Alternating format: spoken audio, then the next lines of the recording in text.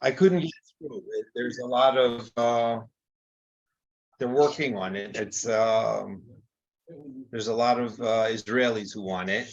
So I went to the English at GPT and I said, I want a lecture on Rabbi Kook's philosophy on the unity of the Jewish people. And he said, yeah, I can give you a lecture. And he gave me a lecture and it was in English.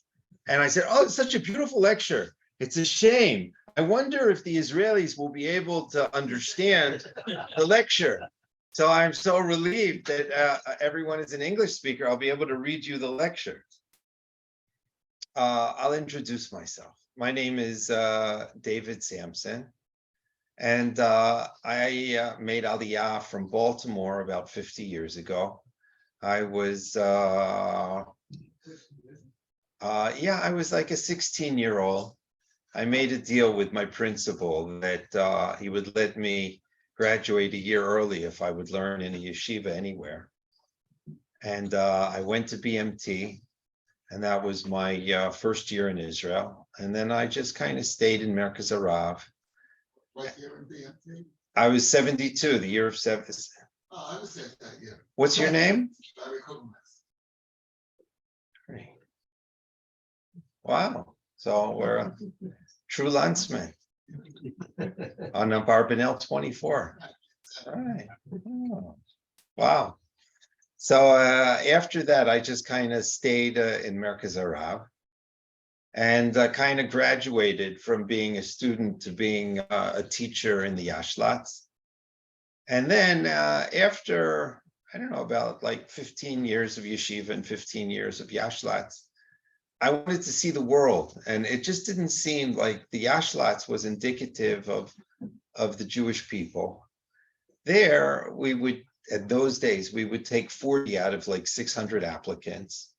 And our main disciplinary problems were chasing the kids to bed at night so they wouldn't stay up all night learning.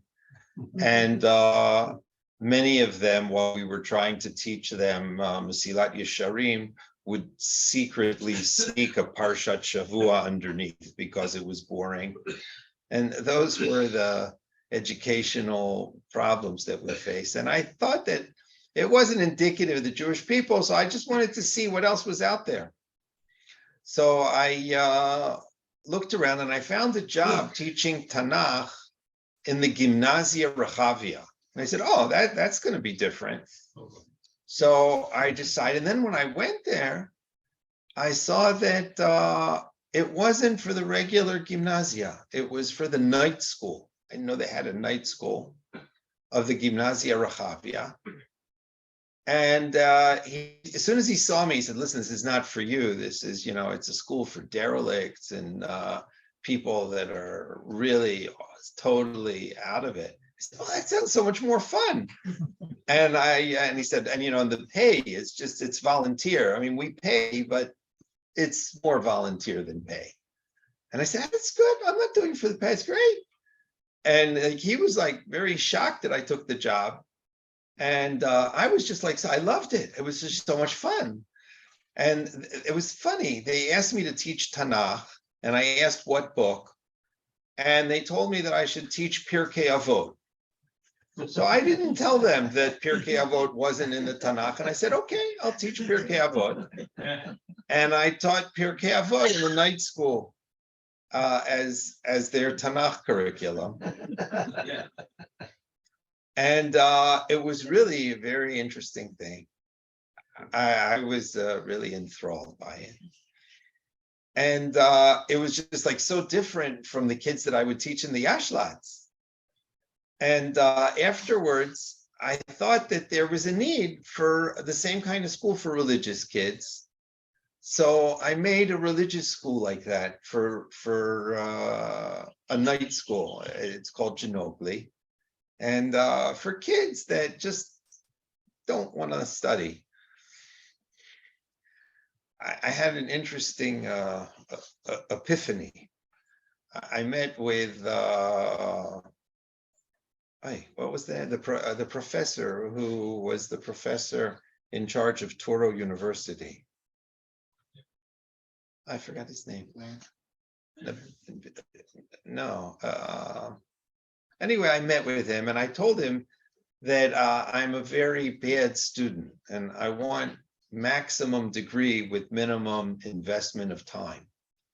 And then he said, why do you call yourself a bad student? All of our students are like that. And that everybody, and then I realized that that was what students are. So I made a school that was predicated on the same kind of idea, that it was basically arranged to give kids a high school diploma with minimum investment of time. And we secretly cared about the students, and that even though it was a 4-hour program in the evenings, it was really a 24-hour program where we made sure that the kids had food, shelter, everything they needed, and also a high school degree. And then I saw that, well, we need one for girls. So I made one for girls. And I said, well, we need one for English speakers. So I made a school called YTA. And then I said, well, they have sisters. We need YTA for girls. And then I made a school YTA for girls. I said, well, there are people that can't go to any school. So I made like a Jeep yeshiva that they would study in Jeeps outdoors. Yeshivat Lech Lecha. So for the last, I don't know, a whole bunch of years. So I've been making schools. And now you got me just as I'm finished. And why? You're not finished. Well, I'm stopping this part of my life, and I'm officially in Israel. Once you're 67, you're out of the system.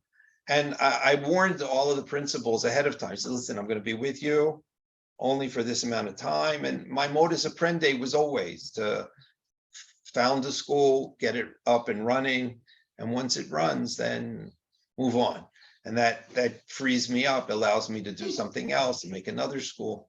So usually when you leave, like you're the founding dean of a school, so you feel terrible about leaving it. And it's just the opposite. I feel like, that's it. My baby stands on his own feet. And I'm so happy to be able to leave my schools. The truth is that YTA was the stickiest of all the schools, and I had to stay around for much longer than I expected. And now, Baruch Hashem, I'm very happy that I'm leaving. And I always said that when I retire, I'll do all of these schools as practice for the real school that I want to make. But now I'm retiring. I still don't know what the real school I want to make is. Okay, so that was an introduction. That's who I am. Now, I've been around Merkaz Arav for 20, 30, I don't know. Actually, I'm still in Merkaz Arav. Even though I haven't been in the Yashlats for maybe 20 years already, they keep coming and saying, will you give us a shiur on this and that? And can we have an Oneg Shabbos in your house? And I've never been able to explain to them that I'm no longer a rabbi in the Yashlats, but I live in Kiryat Moshe. And a lot of the concepts of Rav Kook, I think you get through osmosis. And that just living in Kiryat Moshe, you get a lot. Also, when I made Aliyah, I was 16 years old and just out of high school with no family in Israel. I came alone. And when I came to Merkaz Arav, Rav Kook, Rav Tzvi Yehuda Kook, he kind of adopted me. So I'll give you an example. On the first day of yeshiva, I was sick. And he gave a shiur, what is Merkaz Arav? And I had an older chavruta, his name is Yaakov Novik. And he said, listen, now you feel better. Tell Rav Kook that you missed the opening class and you don't know what Merkaz Arav is.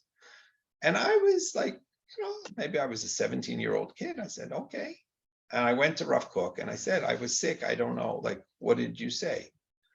And he used to, while he was having breakfast in the yeshiva, there was a library where he would have breakfast. And people would go in and talk to him while he had breakfast. And there was usually a 5-10 minute conversation and then next. So there were like a couple guys before me, 5 minutes, and then it was me. And then I told Rav Kook that I missed the opening of what Merkaz Harav was. He told me, he gave me the whole shiur from the beginning to the end for an hour. So like he didn't want someone to miss what Merkaz Harav was. And I remember walking out after an hour, all of the other students like that were still waiting in line, like, what happened? What was that about? Like, what question did you ask? It was like an hour question, and what? And it was just a very simple question. The answer is what took so long. I think it was the same week. It was like the first week of yeshiva. I went to the class of Rav Kook. And Rav Kook, at that time, when I went to yeshiva, he was very old. He was in his 80s already. And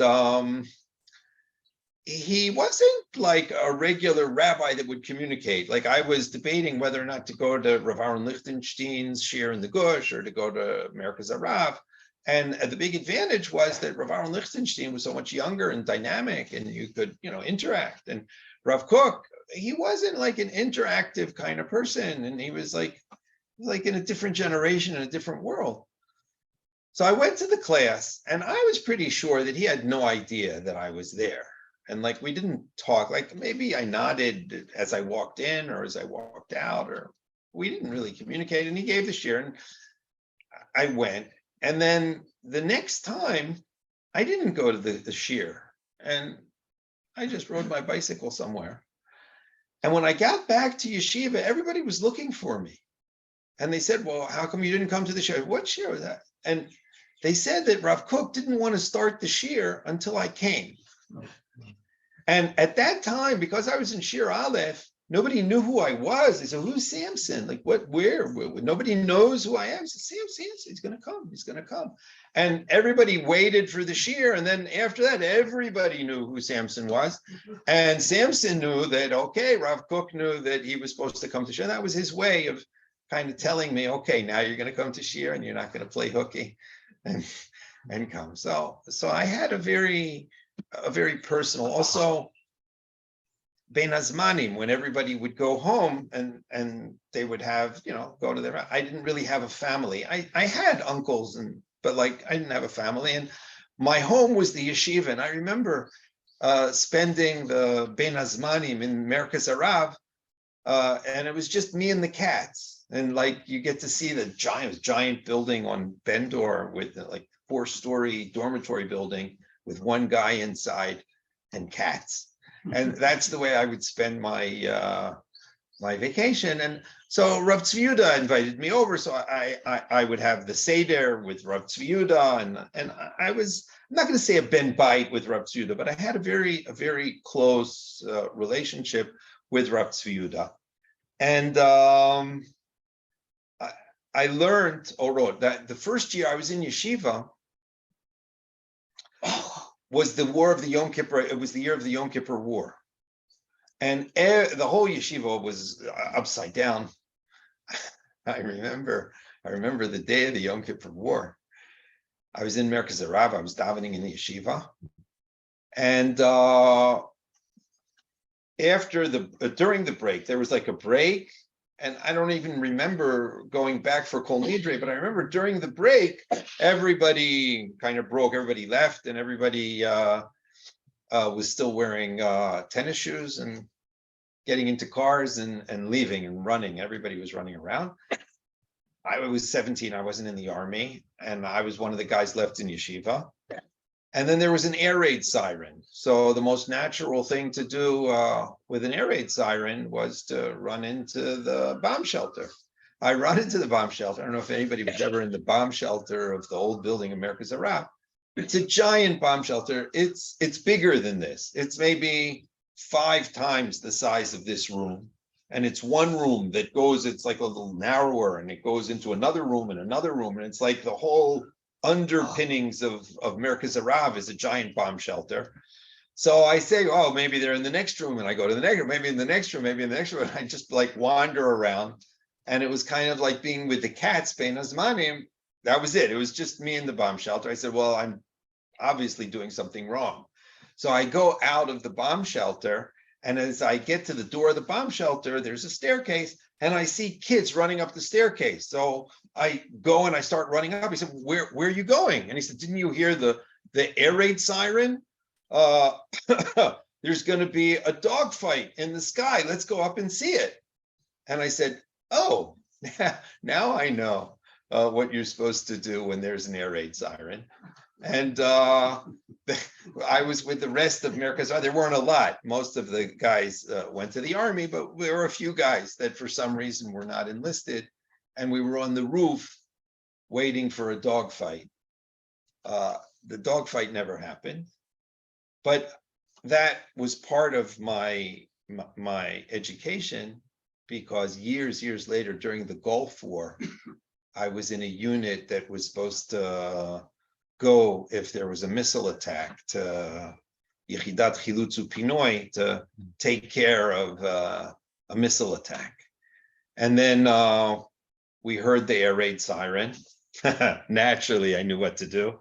Everybody runs up to the roof, and then you see the Scud missile, and you see the Patriot missile, and you say, oh, look, the Scud missile. Wow, you really see it great now. Oh, now I see it so good. Oh, I've never seen one so close. I say, isn't this a little too close? And then, then the Patriot missile comes, and for some reason, I don't know if it's still done. Maybe today education has gotten Israelis to realize that it's a good idea to go into bomb shelters instead of roofs when there's an air raid siren.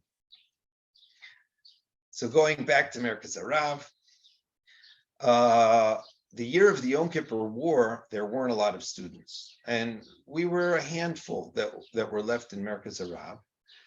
And at the time, I didn't really realize what it was. I was kind of disillusioned. I come to Merkaz Harav, and there's a war, and the war, even though it only lasted until Sukkot, it really lasted all year.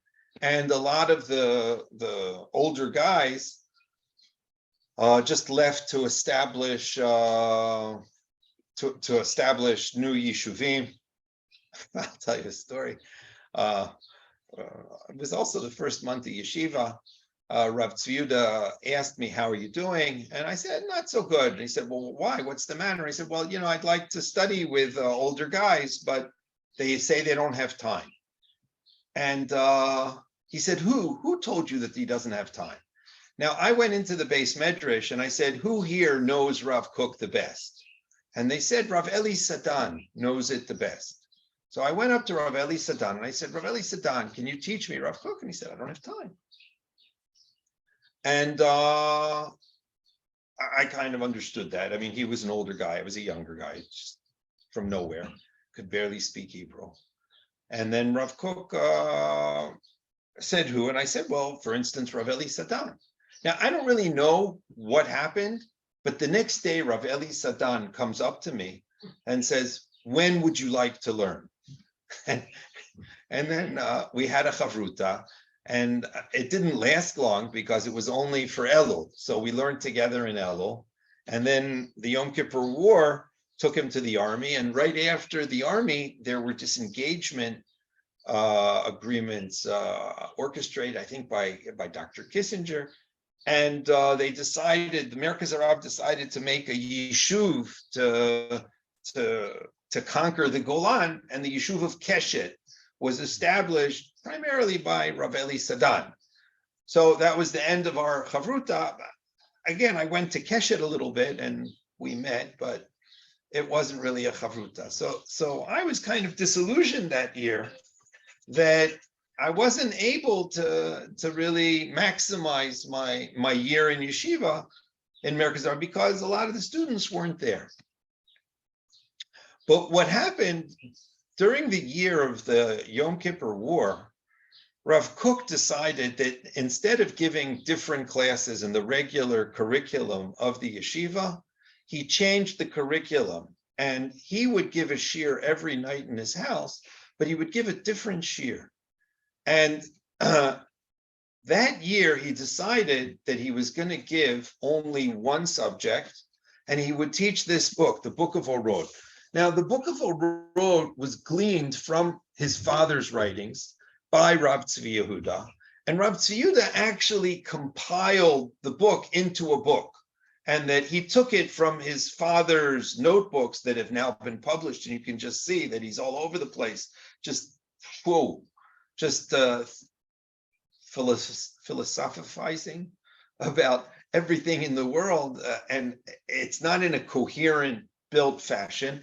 And Rav Tzvi Yehuda really did a magnificent work of turning it into a subject.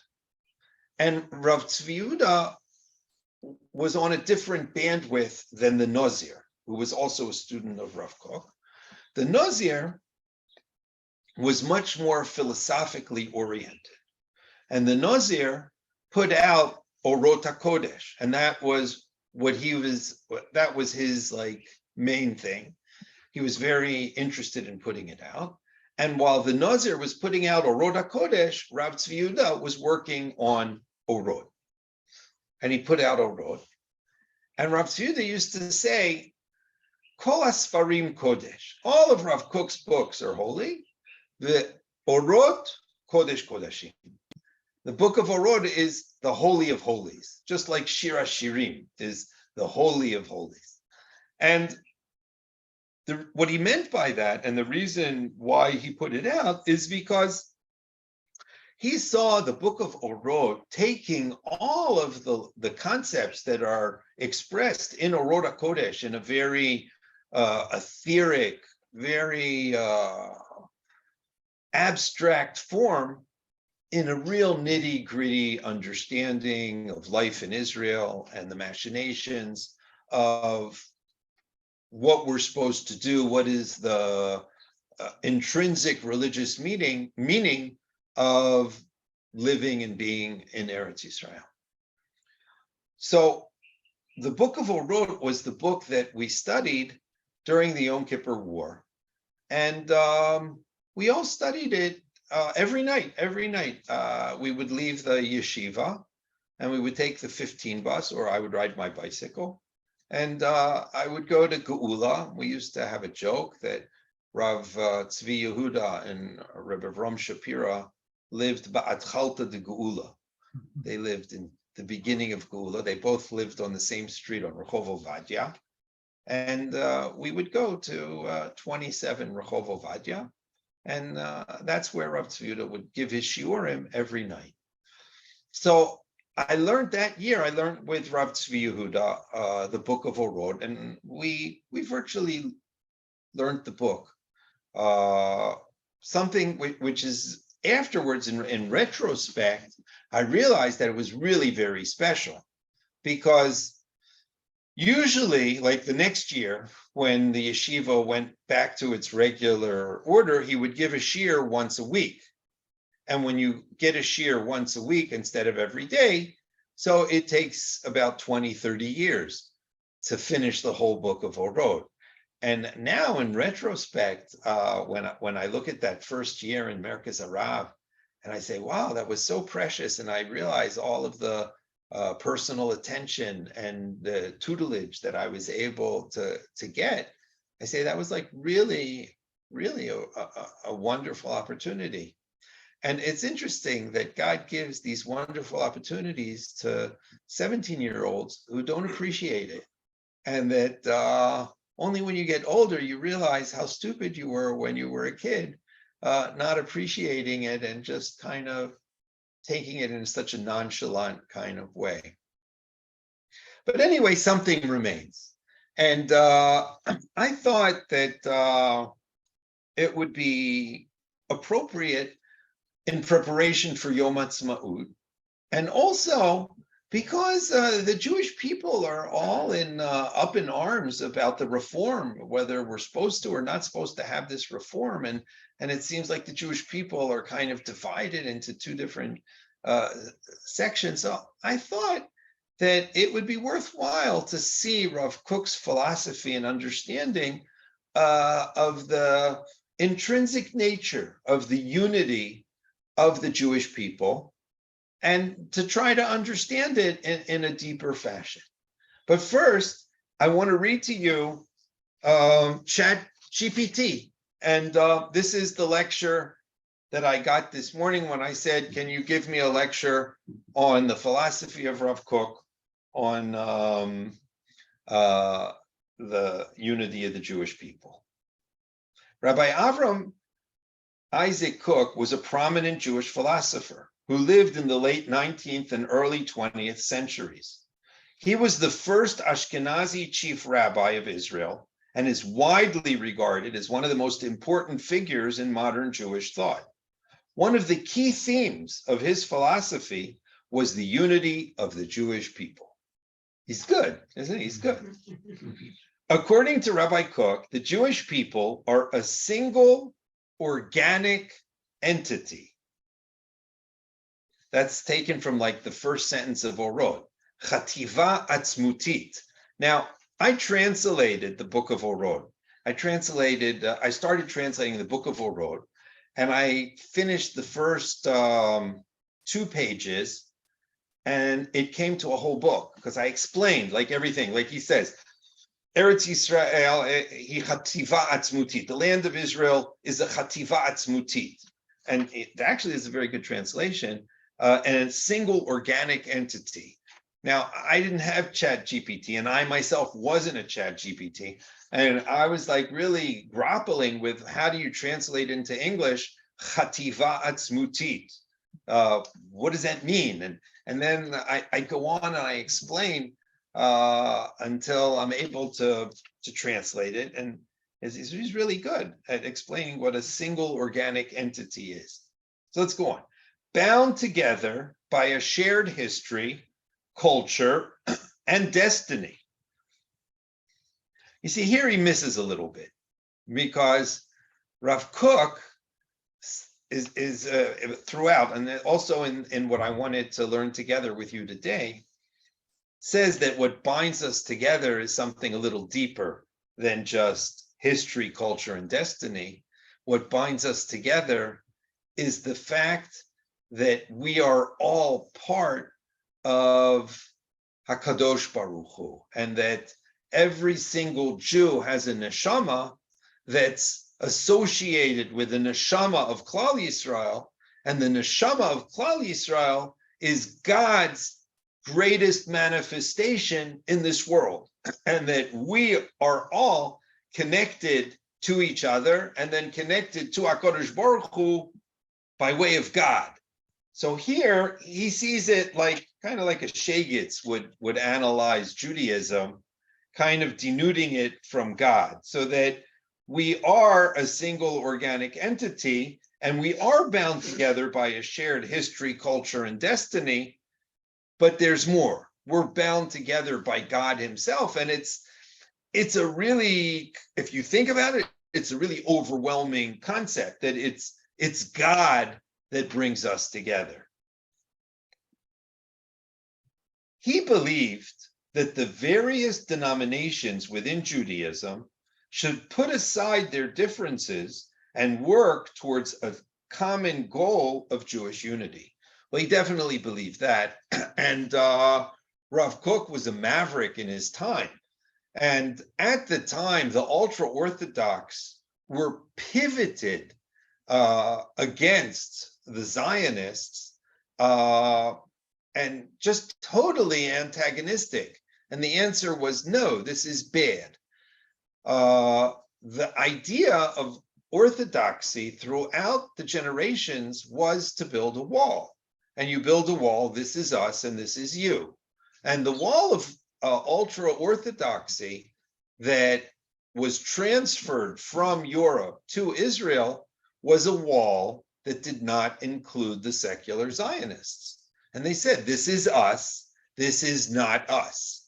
So when Rav Kook is coming and he's saying, this is us, secular Zionists are us, he's saying something which is just, whoa, it's like way out of left field. It's not the kind of thing that you can communicate to ultra-Orthodox Jews in Jerusalem who have been building walls for 2,000 years. And all of a sudden, you're going to explain that these totally non-religious ignoramuses that know nothing of Torah, they are us, and that the wall should not go between the ultra-Orthodox and the secular Zionists. The wall should go between the secular Zionists and the nations of the world. And that was just a ridiculous idea. What are you doing to our wall? And as a result, Rav Kook, he took a lot of heat, and he was definitely approached and reproached and reprimanded, and much worse, by the ultra-Orthodox community. You know, there's what is your name? When did Rav Kook write this? The GPT, when he wrote which part that Rav Kook. that we should be together. Put these things together.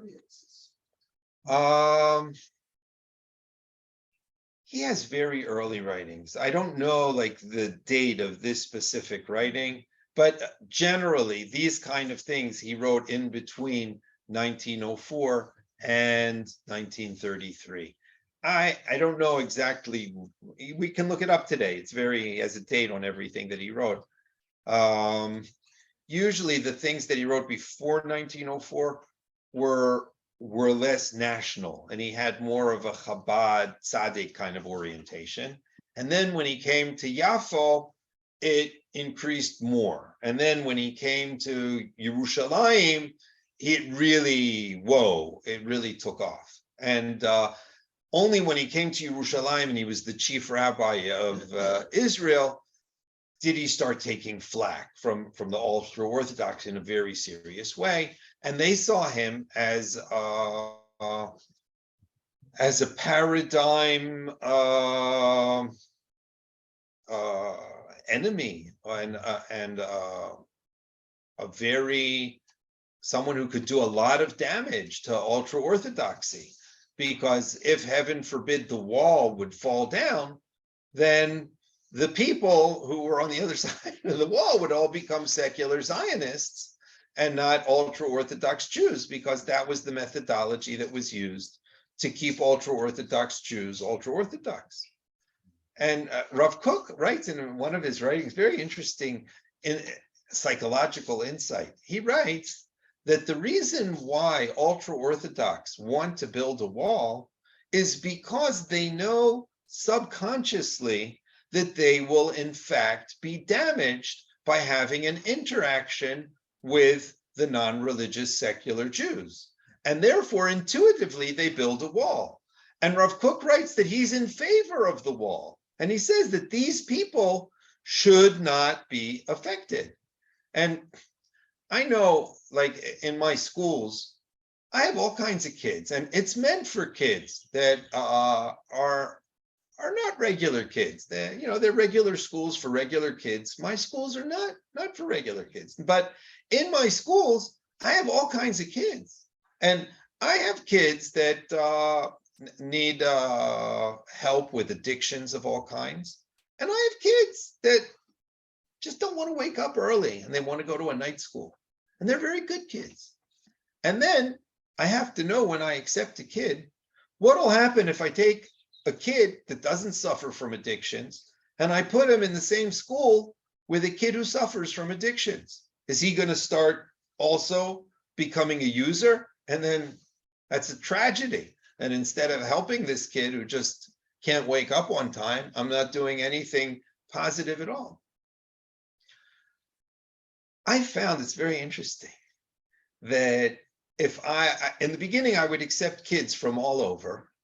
And I saw that when I accepted kids from the ultra-Orthodox community and I brought them to my school, they would become users, and it would be downhill, because they saw the Mizrahi as the entrance way to secularism, or it's the door out of the wall, and that without the wall, there's nothing keeping them.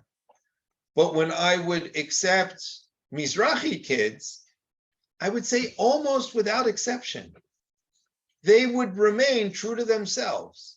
And that instead of having what you would have in a regular school, that if you have smokers and non-smokers, So the smokers would influence the non-smokers, and then you're going to get more and more smokers, so you have to deal with it.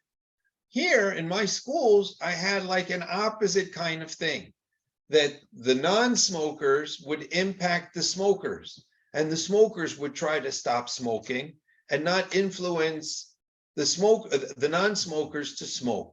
And it was a very healthy kind of thing, and they could be together, and you could have smokers and non-smokers. I remember one specific case. I was very nice. There was a good kid who wanted to go to a party that wasn't for him. And the kids told him, listen, we're having a party. You're invited to the party, but it's not for you. We don't think you should come. Not because you're not invited. We'd love you to come, but it's not for you. It's not the kind of things that you're involved with. You shouldn't do it. And I thought that was so nice that they invited him. They didn't say, listen, this is not for you. You're out. You're part of us. You're one of us, but that's not what you do. This is what we do. It was a very respectful kind of thing.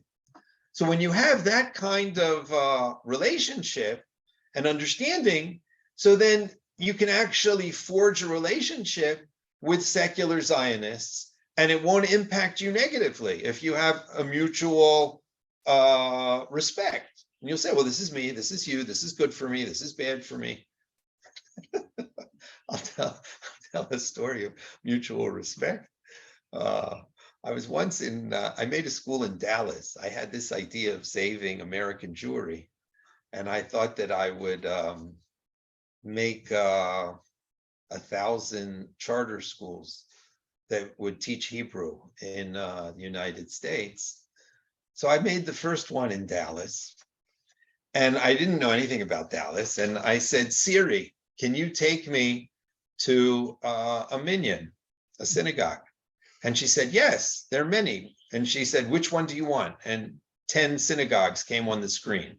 So some of them said temple this, temple that. So I knew they were Reformed synagogues. I said, well, how do I know of the rest? So one of them said it was Ahavat Torah, love of Torah. I said, oh, love of Torah. Okay, that's an Orthodox synagogue. So I go to the love of Torah. I look at their website and I see that they have Ma'ariv. It was a Tuesday night. They have Mincha Ma'ariv. I go to Mincha Ma'ariv. I mean, that sounds pretty safe. Avas Torah, Mincha Ma'ariv, Tuesday. I go, and it's a conservative synagogue, and they have men and women that together are forming them. They had 7 men and 3 women. And they just looked at me and they said, oh, and they realized that like I wasn't supposed to be there. And then 3 more men walked in and they turned to me and they said, look, now you also have a minyan. And like, it was very nice. It was very respectful of them to realize, look, this is for us. It's good for you. It's not good. And they were like so happy that 3 more men walked in and he said, look, now you also have a minyan and you can also daven. By the way, I was actually shocked at that. There were 6 women Tuesday night in Dallas at Ahavat Torah. And I thought, well, I guess they're saying Kaddish. One of them said Kaddish. 5 women in the middle of their life decided on Tuesday night to daven Ma'ariv. I don't think they knew I was coming. I don't think that there was anything demonstrational about it. They simply wanted to daven Ma'ariv with a minyan on a Tuesday night in Dallas. And I said, wow, you know, like how many Orthodox women feel the need to get out on Tuesday nights and daven Ma'ariv with a minyan. And I was like, really, I said, wow. And I was thinking about myself, you know, like if I was a woman, I would never go daven Ma'ariv on a Tuesday night. And I said, well, it's like, it was amazing. I was really very, very impressed with those women that got out to daven. I mean, it's not exactly the same because the women make the minyan. So like, you know, you feel responsible. Well, you know, I have to go make the minyan. But it was very impressive. I just said that in relationship to understanding the 2 different factions, that there's a faction of religious nationalists that can allow themselves socially, culturally, psychologically to be together with non-religious. And if it's done with the proper mutual respect, then it will be helpful for both. And you have ultra-Orthodox Jews who are predicated on a wall, and that if you break the wall, then there is nothing that's going to prevent the person from being negatively impacted by the foreign cultures and what's coming in. Well, there are very few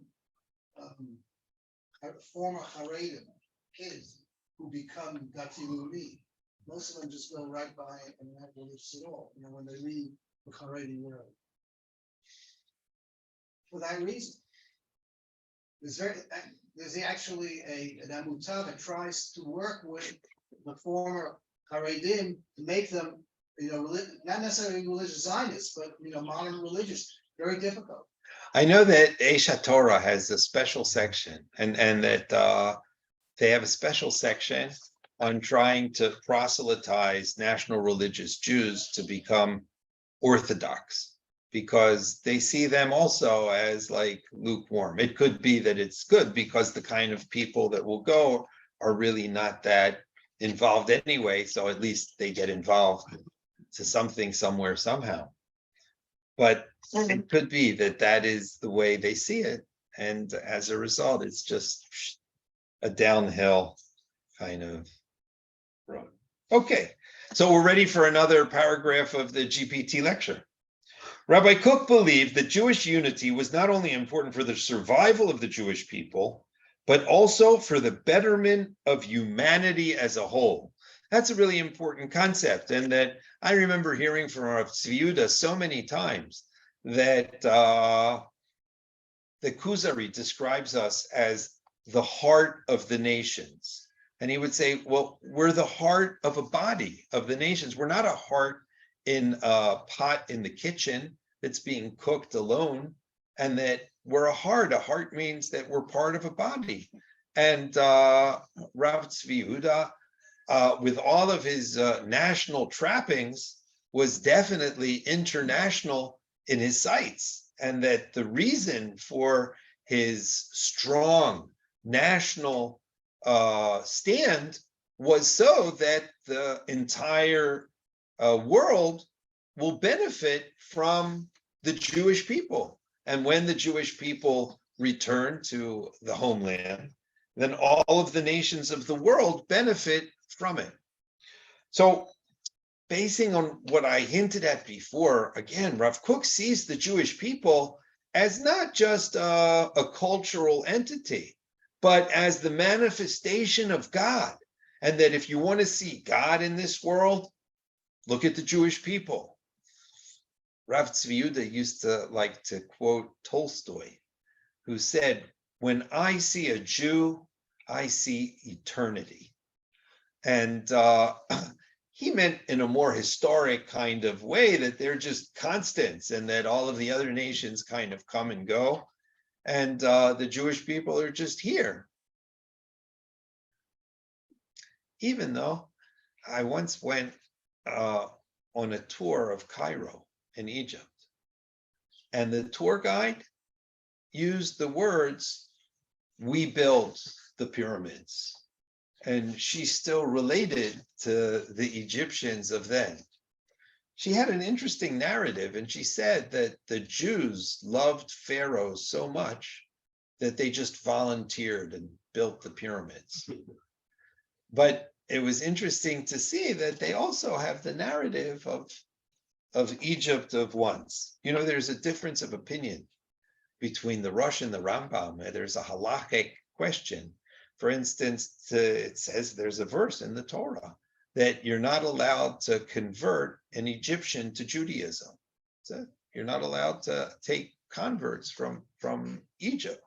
Well, how about today? There's actually someone who was really high up. I forgot who it was. He was like the son of one of the heads of a state, converted to Judaism.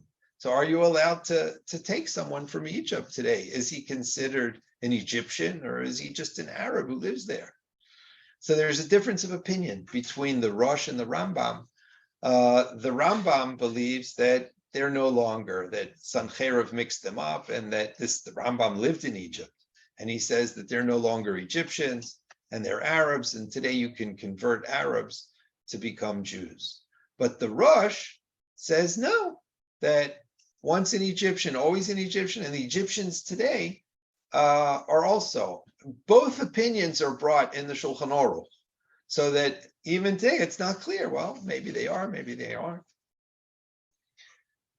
Ready for one more sentence. He saw the Jewish people as a light unto the nations, a source of spiritual wisdom and moral guidance for all of humanity. In his view, a divided Jewish people could not fulfill this role effectively. It's very, very well said and very well presented, and it's very true that Rabbi Kook saw in the book of Orod, he divides the Jewish people into three factions, which pretty much remain. And he said that they're the nationalists, the internationalists, and the religious. And that if you look at the parties in the Knesset today, it's kind of the same. There's like right wing, left wing, and religious. And those are the three factions that he saw were at play in his day and age. And he said that the three of them have to learn that there is something to each of them. And Rabbi Kook was like super nationalistic, super internationalistic, and super religious. And he was in favor of all three, and he didn't see them as being mutually militative. He saw them as being symbiotic, and that they would all get along with each other and they were fine. And that you could have this and that, and that we should all learn from each other how to be human and how to be national and how to be religious. Rabbi Kook's philosophy of Jewish unity, I'm reading the next paragraph. Rabbi Kook's philosophy of Jewish unity was rooted in his belief in the ultimate redemption of the Jewish people. I'm not sure I agree with that. Even though it's true. I mean, he definitely believed in the redemption of the Jewish people, and he did believe that national Zionism was a step towards in the redemption. There's one place in one of his letters, there were a group of Hasidim who wanted to make a kibbutz. And they said, what do you think about this idea of making a kibbutz that'll be 100% kosher and will make everything according to the Torah? And Rav Kook has a very surprising answer. And he says, very often secularists who have a material goal and they want to make money or they want to just gain materialism will be much more successful than idealists who want to do the same thing for idealist reasons. And that if you want to make a kibbutz and you don't want to make money, you're probably not going to be successful. It was an interesting insight. And the truth is, I never really heard of this kibbutz ever taking off. And the best of my knowledge, even though there are kibbutzim of Pagi and Chofetz Chaim, Levi, but I'm not sure that these Hasidim were ever successful. So he sees the need for secular Zionism just to build Israel, and that he also sees secular Zionism, it's interesting, as a stepping stone from ultra-Orthodoxy to national religiosity. And that in order to step away from Orthodoxy, the secularists said, we are not going to accept the values of ultra-Orthodoxy, not because they're against God, not because they're against Israel, not because they're against these concepts. They're against whatever it is that national religious Jewry is against. They're against the wall. They're against separate communities. They're against understanding Hashem as the God of the individual. Because it's time to understand that God is not only the God of the individual, but he's the God of the entire Jewish people, and he's manifest through the Jewish people in their entirety. I remember once Rav Goren told us such an interesting story. He said that a convert came to him once and asked to convert to Judaism on condition that he will not be part of the Jewish people. He said that he would keep all of the mitzvot. He would do everything. He would even go to minyan and daven with everything. He was willing to do everything. He just didn't want to be called part of the Jewish. He didn't want to be a Jew. And Rav Goren told him that he would not accept him as a convert. And he said that the first convert, Ruth, when she first wanted to join the fold, she said first, Amech Ami, your nation is my nation. And only then your God is my God, Elokayach Elokai. And he said that if somebody wants to skip to number 2 without accepting number 1, he cannot be a convert. He would not accept him. Rav Kook, in his understanding, is saying the same kind of thing, that God is manifest through the Jewish people. And Rav Kook is seeing the secularists as being antagonists to the ultra-Orthodox because the ultra-Orthodox are not fathoming this dimension of God, and that HaKadosh Baruch Hu is expressing himself in the world through the Jewish people at large, in their entirety. And that if you're not going to accept this, so you're actually not accepting part of HaKadosh Baruch Hu. That's who HaKadosh Baruch Hu is. And he sees that the secular Zionists, in their antagonism to ultra-Orthodoxy, are actually antagonistic of a true point that has to be addressed and has to be changed. And he sees that the rectification of secular Zionism will be in religious Zionism, when people will understand, yes, what you hate about the religious, that they're not willing to accept the fact that God is manifest in a nation, and that it's the nation of Israel, the Jewish people at whole, that are the greatest appearance of God. That fact that you're not willing to accept, that's true. And that's rightfully so. And as a result, Rav Kook is saying that the ultra-Orthodox have to learn from the secularists. And the secularists and the entire movement of moving away from ultra-Orthodoxy is only God's way of giving birth to a higher denomination, a higher level of religiosity, which will include the nation of Israel as part and parcel of religiosity, of manifestation of God, and that God will no longer remain in the 4 cubits of the Torah Center, but now God will be manifest as the Lord of the hosts of the armies of Israel. And he will be manifest in the army. He will be manifest in the Knesset. He will be manifest in the Treasury Department. We will have a shekel, and that will be shekel HaKodesh. It will be a holy shekel. And the concepts of the trappings of holiness will spread out and be revived. And because the concepts of holiness have to be revived in a national facet, so the secular Zionists are rebelling with the help of God. God is behind this movement that of enlightenment that turned Zionist, that turned into what we have today, secular antagonism towards orthodoxy.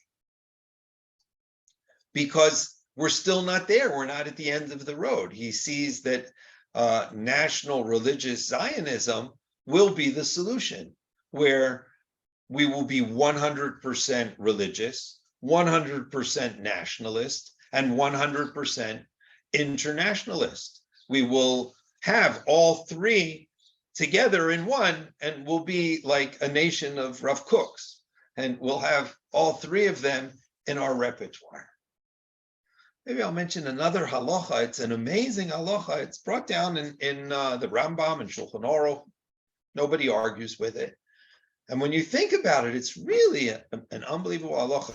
Going back to like Rav Gorin's understanding of this convert, that what happens if you want to keep all of the Torah and mitzvahs and not be part of the Jewish people? Two halachot I'll take. One halacha is that if a person wants to do all of the mitzvot, and he'll do them like really super duper, and he'll have a giant mezuzah, and he'll have tefillin of Rabbeinu Tam, and he'll have tcheles on his tzitzis, and he'll have everything. He's going to do everything. Just he doesn't want to do it together with the Jewish people. What would you say would be the rule of such a person? You would assume that such a person, okay, so he's got 612 out of the 613. I'd give him a score of 99. So the Rambam writes, En lo chelek be'olam habatz, from the Gemara. He doesn't have a portion in the world to come. He's nothing. He's zero. A person who wants to do all of the mitzvot, but he doesn't want to do them together with the Jewish people. Zero. That's not it. God is with the Jewish people. It's an amazing halacha. There's another halacha that like says the same kind of thing from a different angle. It's a very difficult halacha. And the halacha is a Jew is not allowed to say he's not a Jew. Well, of course, you're not allowed to lie, and that midvar sheker shirchak, and one of the 10 commandments is not to lie in court. And yeah, well, you're not supposed to lie. That makes sense. But to what expense? Now, if someone comes up to you and he says, listen, I want you to eat pig. Now, if he's going to kill you if you don't eat the pig, you say, oh, I love pig. Thank you. Can I have another piece? Well, you're not really supposed to lick your fingers, but you eat the pig. And there's only, if it comes to idol worship or murder or adultery, then you say, okay, that's not going to be, I'm not going to go by that. I would rather die than commit one of those cardinal sins. So the Gemara, and it's brought down also in the Shulchan Aruch and Yeridea, saying you're not a Jew is tantamount to idol worship.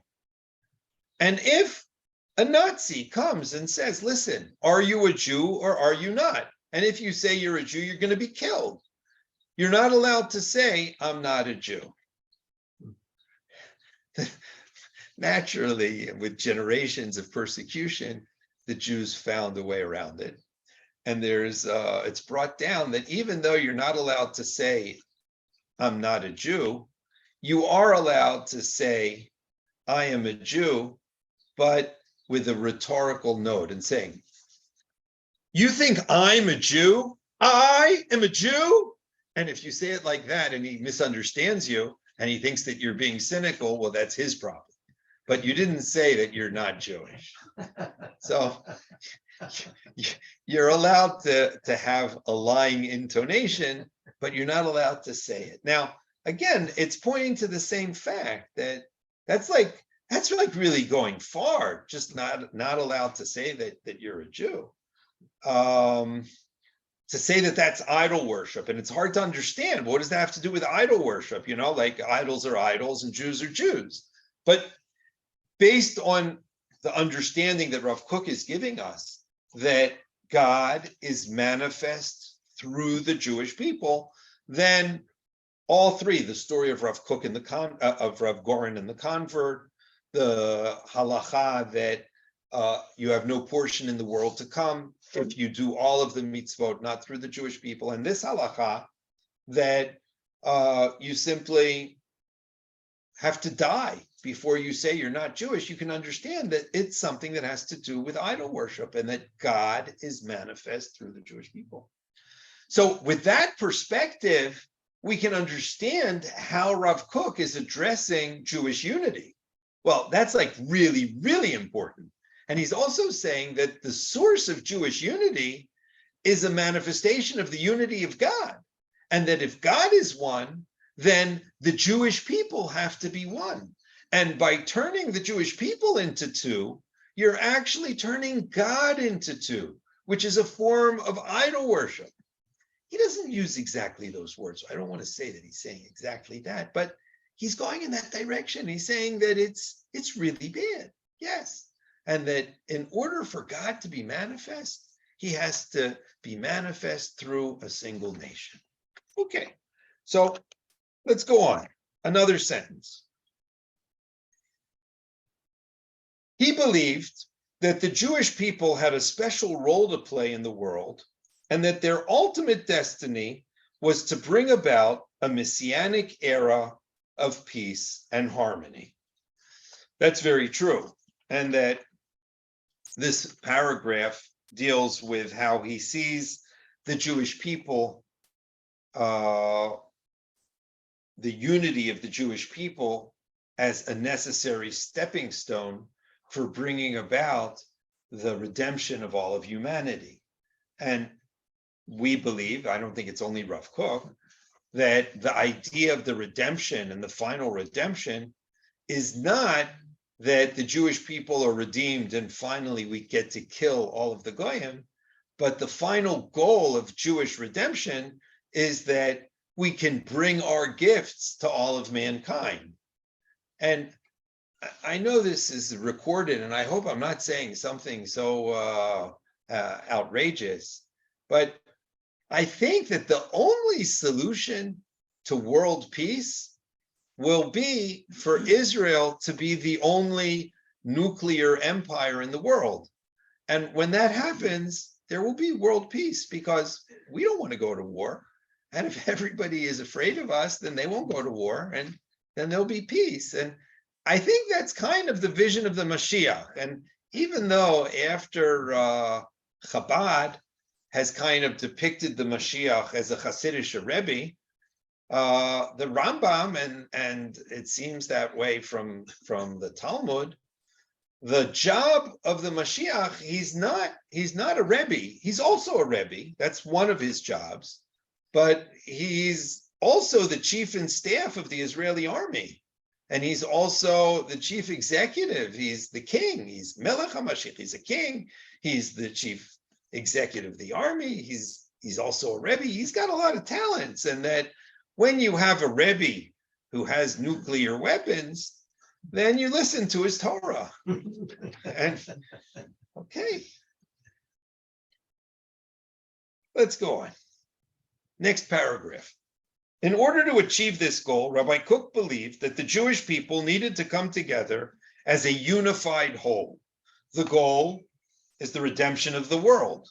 And as a result, we have to do this. Now, again, it's true, but it's also a little cynically vantage pointed.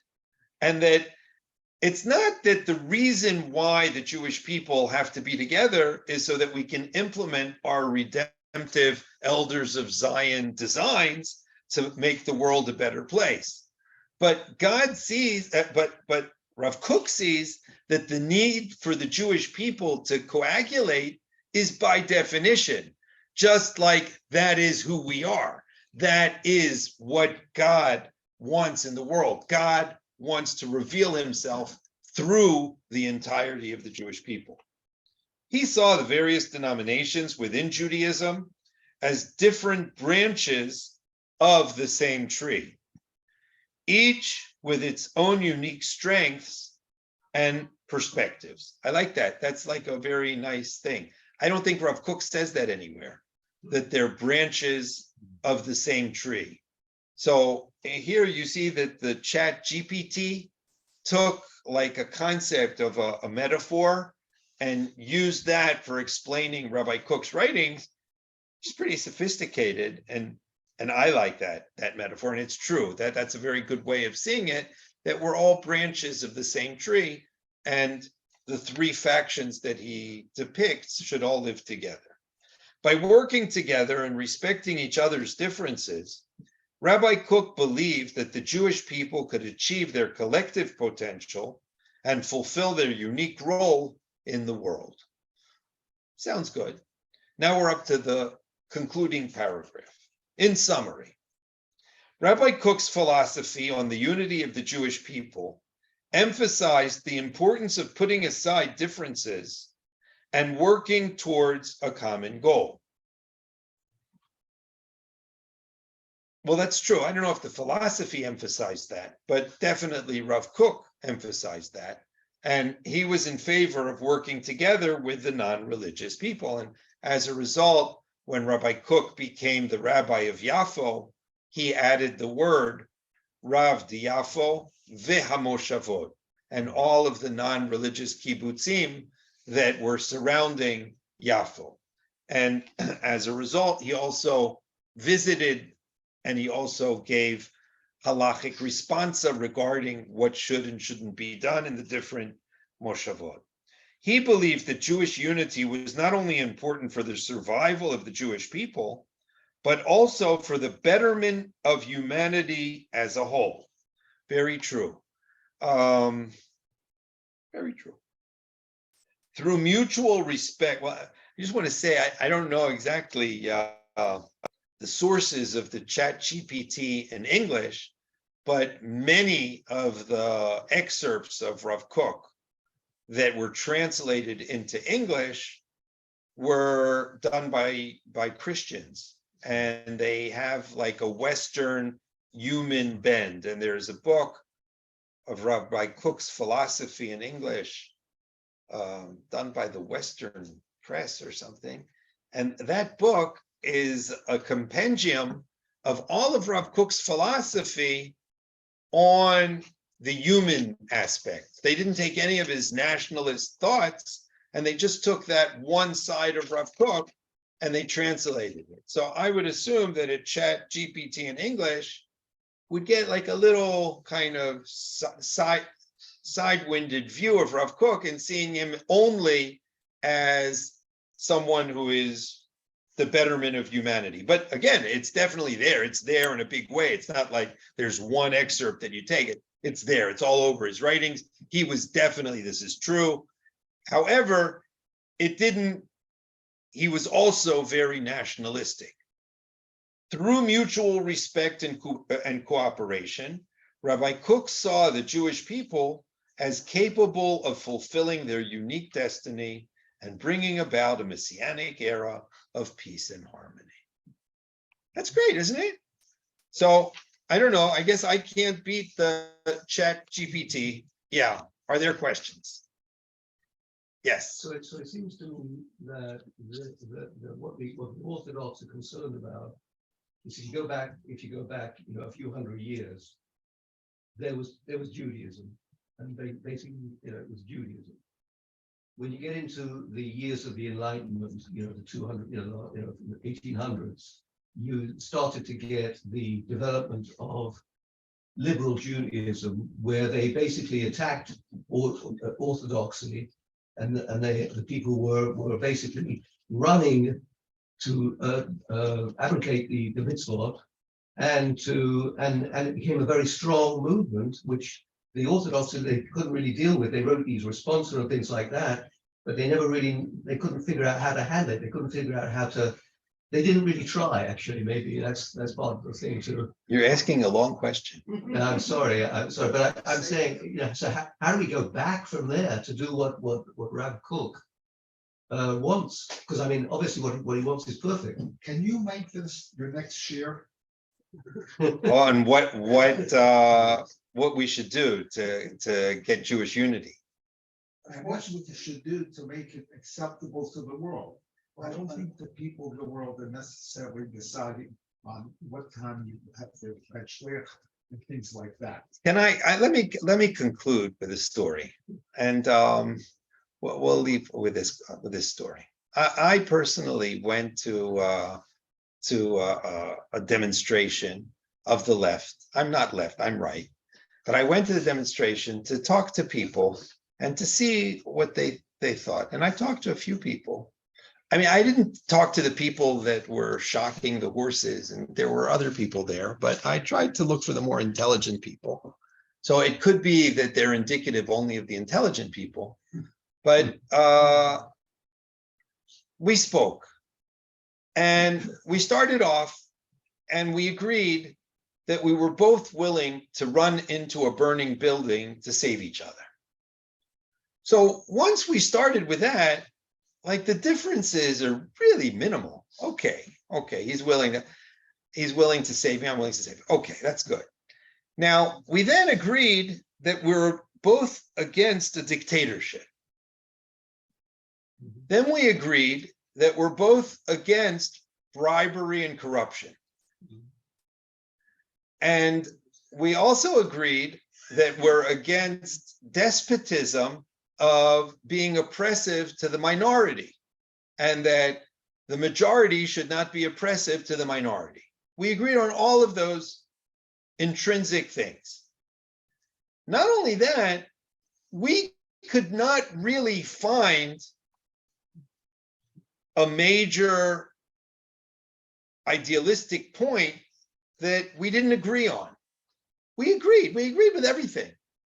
The only difference was with, okay, well, let's figure that out practically. So what does that mean? When you get to what does that mean? So we had differences. But after having these conversations, I had a few conversations, they all ended up the same way. And it seems logical. There, I don't think anybody on either side is in favor of despotism, dictatorship, bribery. Everybody's in favor of the same things. It's only a matter of their implementation. Once we're just talking about a matter of implementation, it puts everything in a very easy perspective. Okay, so how do we do it the best way? Do we do it this way, that way? Who's the evil guy? Who's the good guy? And I was very uplifted by my discussions. I said, okay, no big difference. It's just a matter of how to do things. Anyway, Bezrat Hashem, we should be able to celebrate this Yom Ha'atzmaut with true Ahavat Yisrael. And Rav Kook says that the Beit HaMikdash was destroyed b'sinat chinam, and it will be built with Ahavat Chinam b'mehera b'yameinu amen. If you go, Yaakov Novik was here. yeah, Yaakov, he was my older. His wife Sarah, his father Shimon, my wife's husband. Oh. I also know Sarah. She was like 12. She was 5 or 6. I knew Shimon when I met my wife. Ah. So, Wow. by the way, I learned America in 63, 64. Wow. That was They're special. Closer to Rabbi. From Stephen was already, I was in America, I had 2 years of college, I took a year off. Wow. So last year we're in Beit Hara. My trouble with today's America is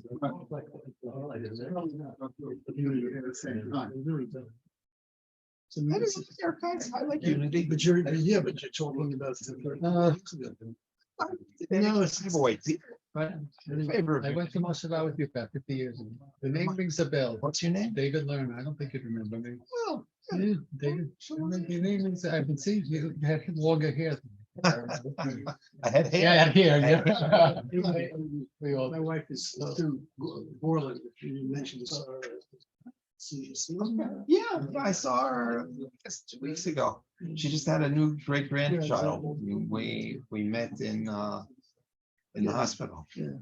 Brenda told us about it. So again, the name? Just say Sue, it's the only one cousin.